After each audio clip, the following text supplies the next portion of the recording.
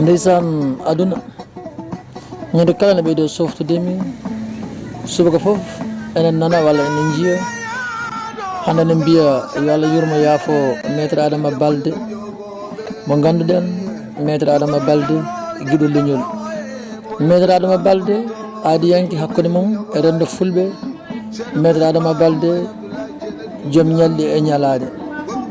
maître Adama Balde mbo ɗemgal pular. maître Adama Balde mbo rendo fulɓe.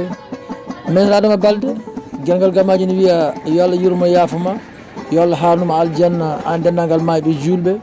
saabu teskanodemi darde ma ko darde tinde, teskanodemi darde ma ko darde moƴƴere. en gurdi e nokkuji kala, en jaadi e fannuji kala mo ganduɗa ko dimo jawdi mum rendinta ɗum e neɗɗo, gurdam muɗum foof rokki ko fulɓe. Seydi Balde mbeɗa yettuma, mbeɗa jarma, mbeɗa donma, nde Allah yurmotoma yaafama, harnuma aljanna an dendagal mayɓe julɓe.